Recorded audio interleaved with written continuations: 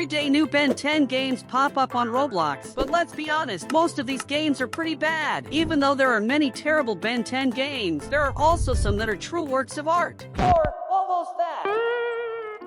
So in this video, I'll show you guys the best Ben 10 games I found on Roblox. Besides giving my honest opinion about each of these games, both the positives and negatives. And the first Ben 10 game came out this week, and it's called Verst Protector. And guys, basically this game here is pretty recent and all, but it already has things that are much better than other Ben 10 games that have been around for a long time. As you can see, I'm already more leveled up. I'm currently level 20, and at level 20 we have access to 3 aliens here. Basically here we have Blast, Diamond Head, and XLR8. And each alien has its own transformation, like this one here from XLR8, which is quite simple but also pretty cool. Each alien basically has 5 abilities, 4 for combat. In the case of XLR8, we have a tail whip. We have here a flurry of punches, which is quite cute. There's also this dash, which is super cool. Look how cool it is. And even the tornado here that looks like Sonic running, man, which is also very cool. And besides all that, each alien also has a movement ability, which in XLR8's case is super speed here,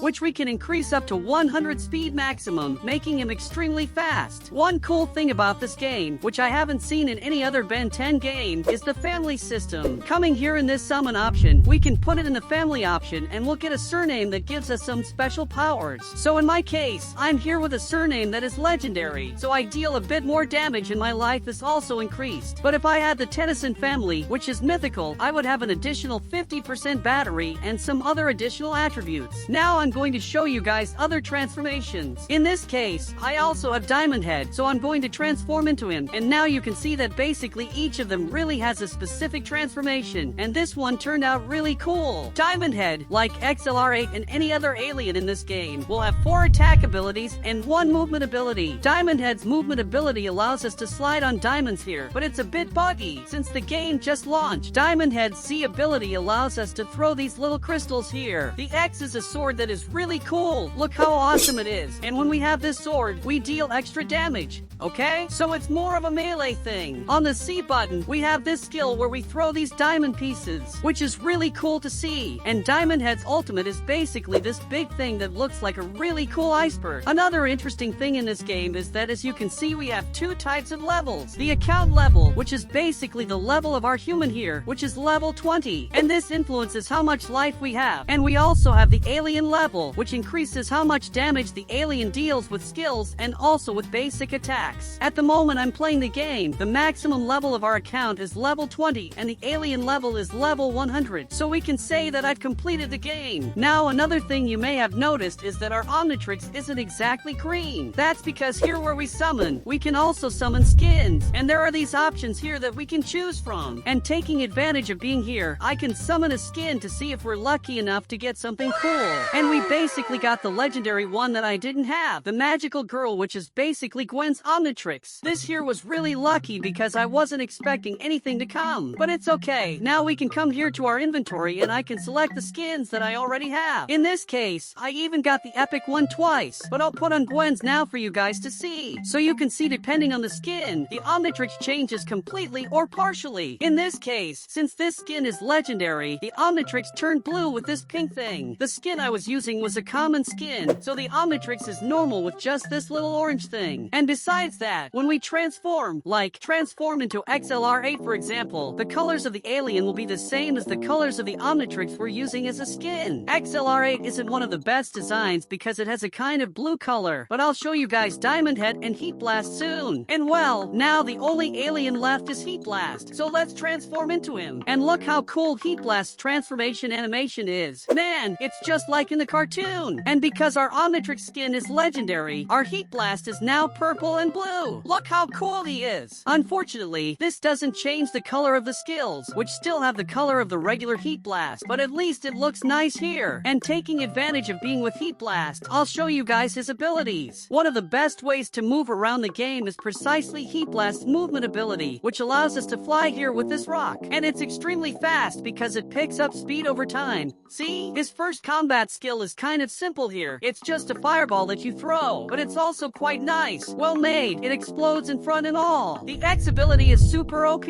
okay? This here is one of the most overpowered skills in this game. The C, you turn into a fire tornado here, which is also very OP.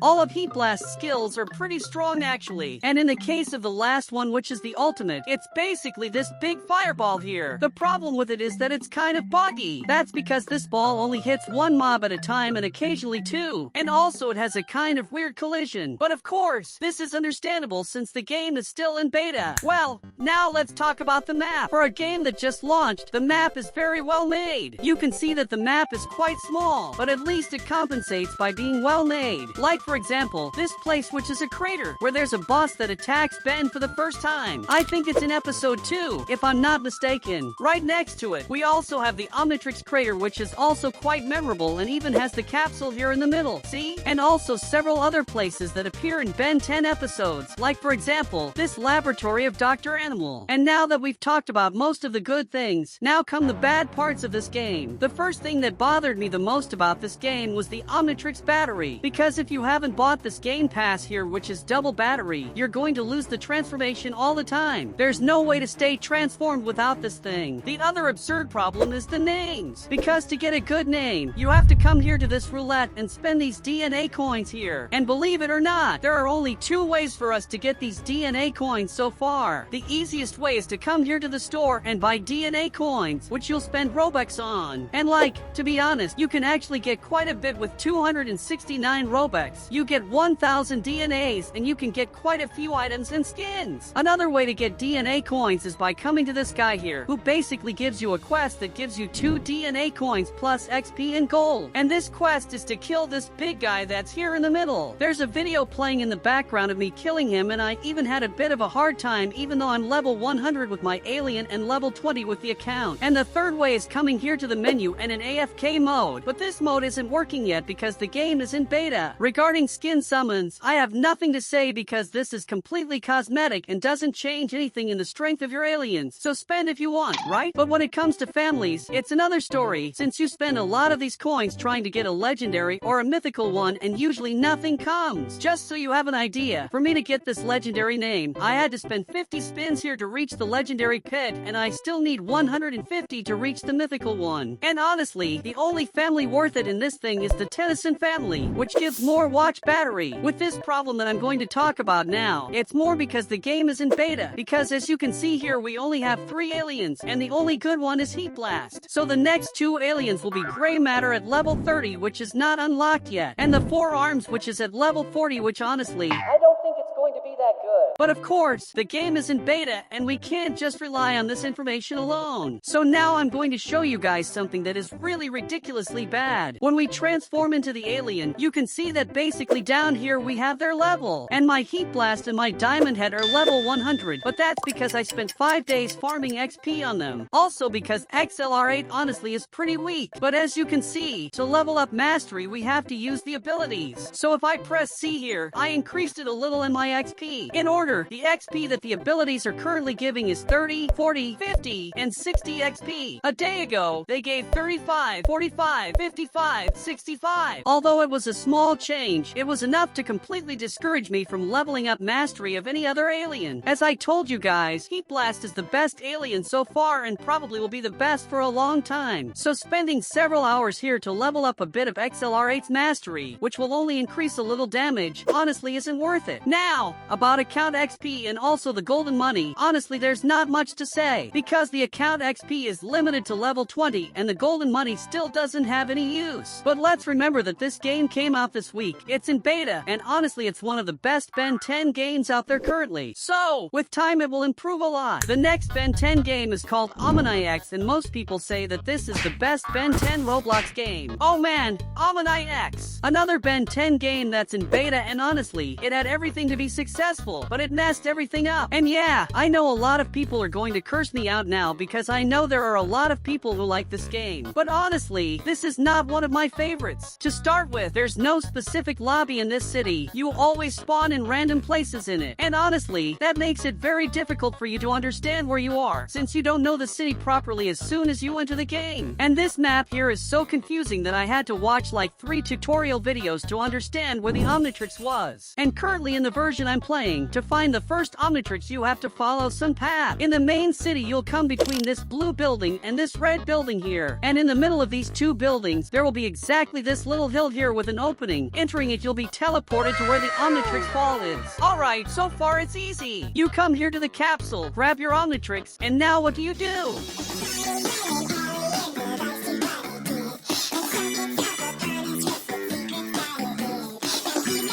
You'll be able to transform into 10 aliens from the classic Ben 10, since you got the prototype Omnitrix, but you won't know what to do because the game doesn't tell you. Basically what you have to do is leave this crater and go to the left side, where the first raid will be. And so far there's no problem, because it's easy to find this location. The only problem is that to start this raid, you need to be level 25, and the only way to level up in this game is by transforming into an alien or doing raids. For example, just by staying transformed I leveled up to level 204, and I can also enter the raid to do it. But now explain to me, how am I going to do the raid if I'm not level 25 yet? So in that case, you would have to keep transforming until you reach level 25, and that's exactly what I did when I played the game for the first time. Another absurd problem with this game is that most of the aliens are very bad. As you can see, I'm here with Swampfire, and it's really hard to hit the creatures. I can only hit them with area attacks, and they keep bugging me. Look at my screen, it's so messed up. Besides, many attacks simply don't hit. Like for example this little fire of Swampfire that only hit 3 of the opponents and not all of them as it should. And specifically in this boss, he keeps bugging you. Look at this. He's going to touch me and instead of just damaging me, he throws me away. This is very annoying. There are times when I even fall out of the map like this. It's quite easy for this to happen and honestly it doesn't take much effort. Another common problem with this game is that skills don't hit even the boss. Look at this. The creature is gigantic and I can't hit him at all.